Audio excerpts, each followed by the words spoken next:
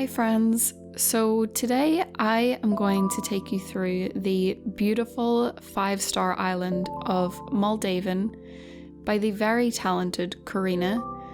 You can see just by the flyover how much work Corinna has put into this island, from the paths, the custom designs, the terraforming. It truly is a sight to behold, and I can't wait for you to see just how beautiful this island is. This area, right as you come in, just up this pathway, is so beautifully decorated with browns and such clever, meticulously placed items that give it such a natural, woodsy feel. And I love it. I love it. You'll see the whole way through this tour that Corinna really has a talent for complementing color palettes perfectly. It's a running theme through her island. Right here we have such a nice, chill, whimsical area to sit by the river with a cup of coffee. Dreamy. It's dreamy.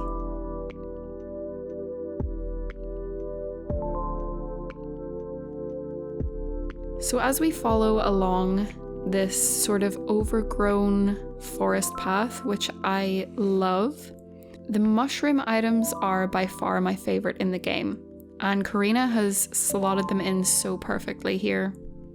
As we continue down, we're led to Diana's house, which has such a cute little cafe set up right next to it.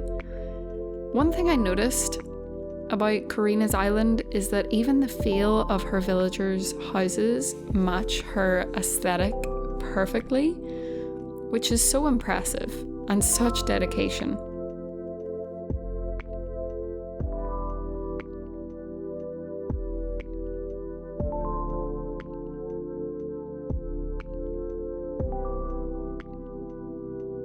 As we're guided down here and over the bridge, we're taken to this quaint little area with this beautiful custom designed picnic blanket. This looks like the perfect area to chill, have a picnic, read a book, play the ukulele. As we go further down to the beach, this is where I'm really blown away. I'll admit, I have been struggling with my beaches, but Corinna has really nailed it here. I think small weeds dotted around the beach adds such a nice touch, and the butterfly models also add such a whimsical vibe. Back over the bridge we see another beach area, decorated differently to the one before, but equally as beautiful, with items again placed so meticulously and perfectly, like the little sandals, perfectly placed, and they fit so well.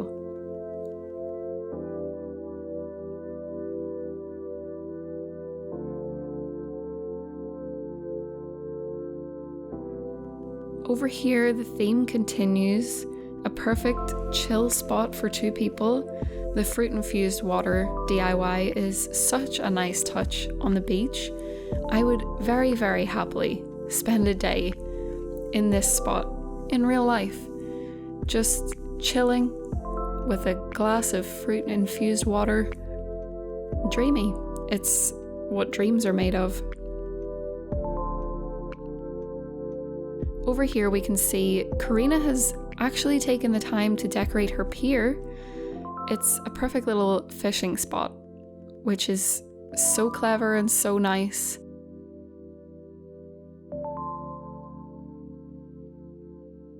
Now, up through these winding paths, we reach the cutest bookish nook tucked into the cliffs, and I love how it fits here.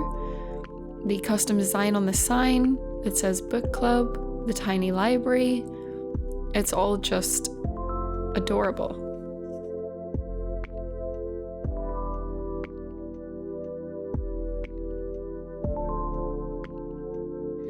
As we venture further up the beach, we find another little book club on the rocks, which is just, imagine sitting here reading a book to the backdrop of waves crashing against the rocks. That would be perfect.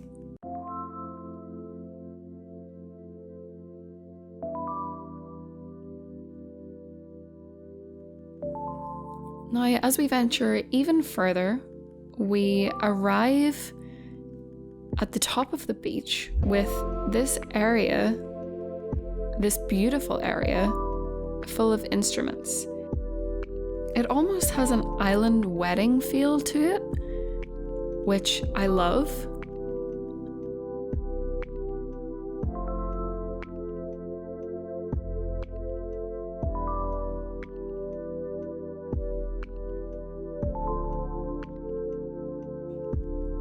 As we return into the island on the right, we reach one of my favourite parts of Corinna's island, her farm and flower garden.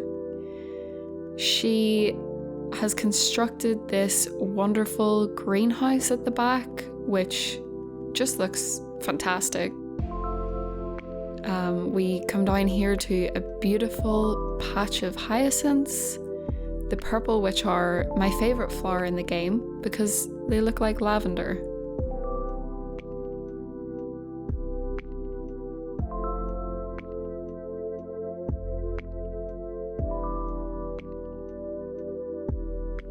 Further to the right, we have Corinna's orchard.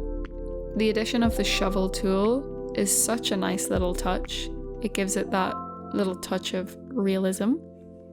The terraforming and the waterscaping on this island is something else, and tucked into these cliffs we have a little bee farm.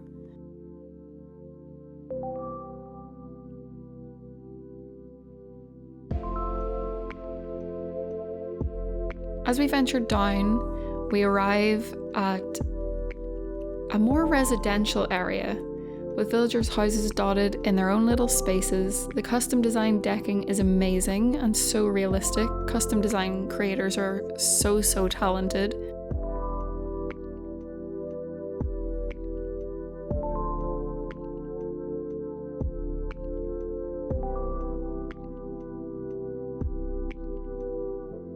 Now, as we follow Corinna up this incline, we walk through more residential areas which are so quaint and beautiful.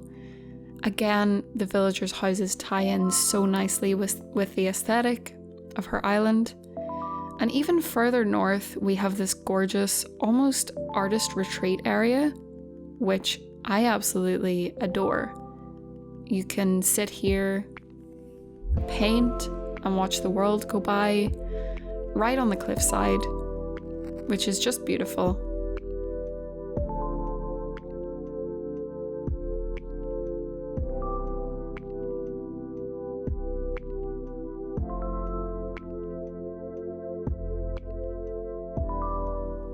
As we're guided back down and over the bridge, we pass more villager houses before we eventually reach the campsite, which is again very beautifully tucked into cliffs and cozily nestled in its own little area. And behind it is such a stunning area. It's a lavender field. I've seen a few creators do this now, but I will link who I believe was the first to do it in the description. But listen, I'm obsessed with this concept. I need to do this on my own island.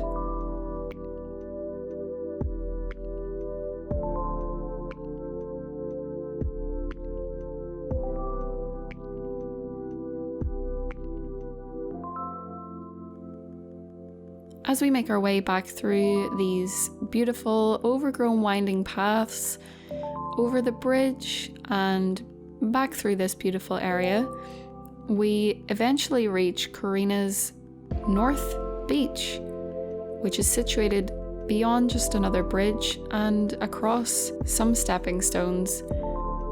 which is so fun and so cute.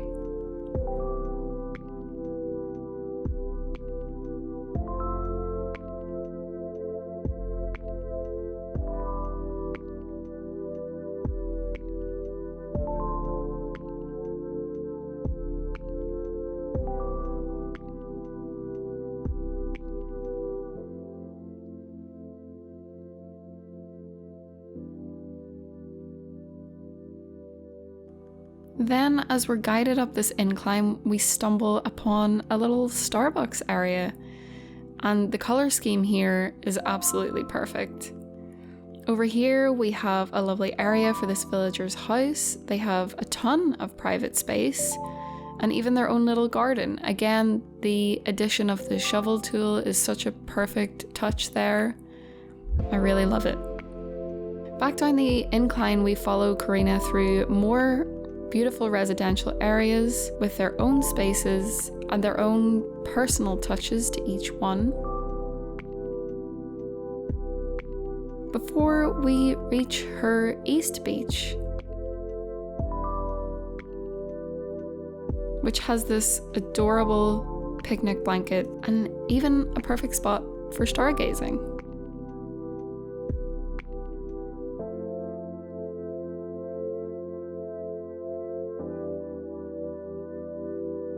As we continue down and eventually over the bridge, we reach another little farm area, and this time it's a mushroom farm.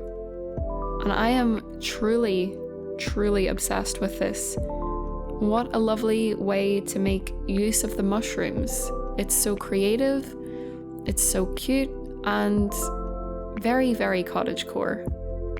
I absolutely love it, and I can't wait to experience autumn in this game for that reason.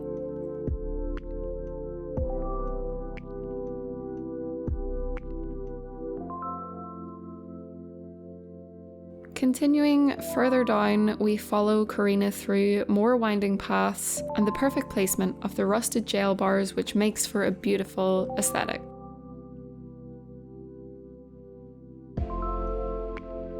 We see more of her beaches before reaching her shopping area.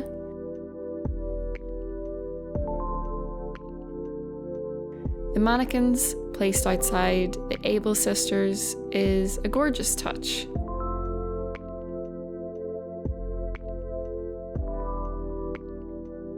Following Corinna back up through these paths, we are eventually guided to her simple little museum entrance, which again has the whimsical touch of stepping stones leading up to it.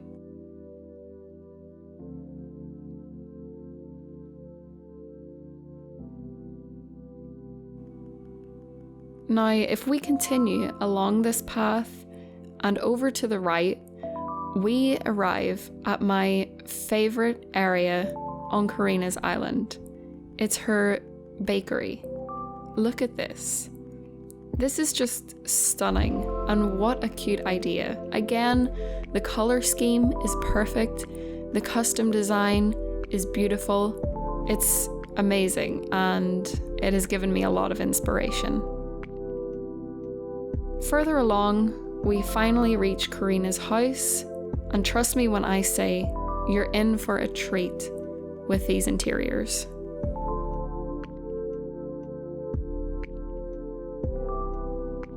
The first room we see is, of course, her living room, beautifully decorated with such a well executed color scheme.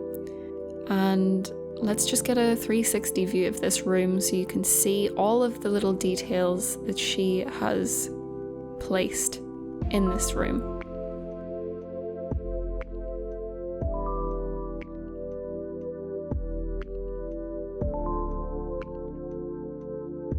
Now, this room to the left, I believe, is a guest bedroom. I love how well Corinna has worked with the lighting in this room. The dark interiors with the gold accents is so aesthetically pleasing. I would love to stay in this room.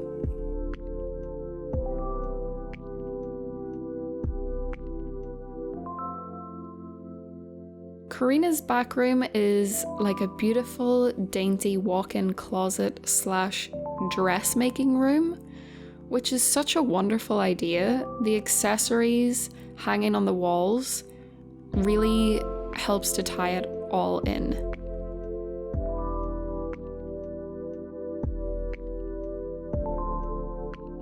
The room on the left side of the house is the bathroom, and this statement flooring works so well with the colour scheme that Corinna has decided to go with. It actually sort of blows my mind. And as someone who is guilty of always placing furniture against the walls, I'm a huge fan of the bathtub in the middle. I think she's pulled that off beautifully, so well done, Corinna.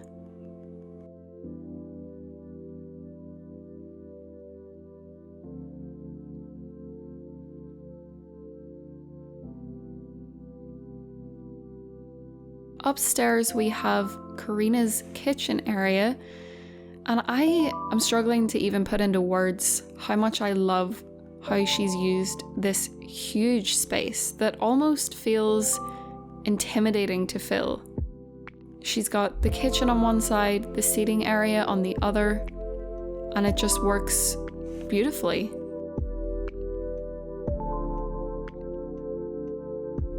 And over here, even the villager posters don't look out of place. Their colour schemes perfectly complement the shelves below, which is genius. Now down in the basement we have what appears to be the master bedroom. The antique furniture is beautiful and gives such a sophisticated feel. I imagine this is the perfect cozy room for a writer.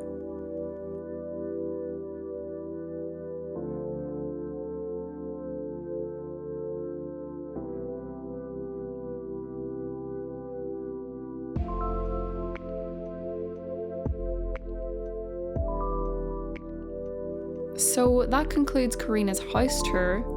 So venturing back outside, we see her beautiful garden area, which is so quaint and lovely, decorated with this white wood.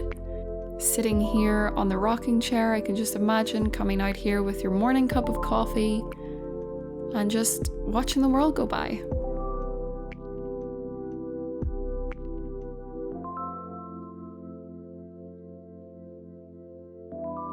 As we follow Corinna down through this stunning community garden, we reach her plaza, which, can I just say, I'm so jealous of how perfectly located her plaza is. You can see it down there on the map. It's far away from her airport. After that, we're guided back to where we started, thus concluding the tour of this beautiful 5-star island. So if you loved Corinna's island, please be sure to give the video a thumbs up. Please find her Animal Crossing social media platforms in the description. She is on Instagram. Subscribe to my channel to see more island tours and more Animal Crossing inspiration.